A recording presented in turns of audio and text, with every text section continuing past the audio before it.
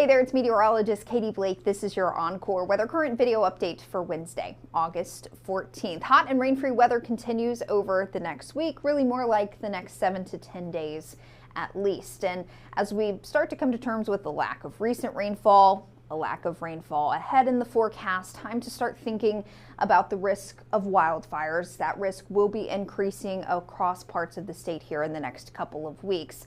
I do have a little bit of good news for you, though, a little perspective. Still not nearly as hot this summer as what we were dealing with this time last year. Through this point in the summer last year, Waco, you had already had 40 days with a high temperature of 100 or hotter. This year, you have only had 7 of those days, so much less. And in many spots, the number of triple-digit days this year compared to last is about half or even less than half. So we are doing much better this summer, but nonetheless, it is still going to be hot here. Looking forward over the next week, high temperatures for the next several afternoons. For many spots, many communities, it'll be right near 100 degrees, mid to upper 90s across central and east Texas.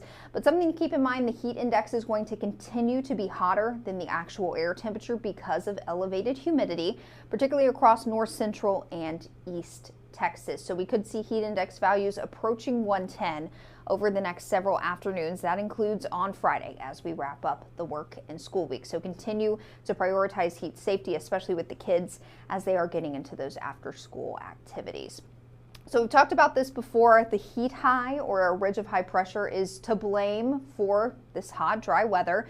Underneath this high, the air is sinking. That prevents rain and thunderstorms from developing, and this feature is going to stay in control of our weather for the rest of this week through the weekend and even into next week. So triple-digit heat is not going anywhere. Unfortunately, we also don't have any good chances of rain to look forward to. And when we consider the drought, we are starting to see it dry out a good bit, especially across western parts of the state. Anywhere you see color, that's where the grasses, vegetation are becoming minimally very dry, but we do have some areas of drought that have developed across far western portions of the state. So when we get this drought developing, when it's very hot, that's when we start to be concerned about the risk for wildfires, and we will start to see the wildfire risk increase along and west of I-35 here in the next couple of weeks. So that is something to keep in the back of your mind.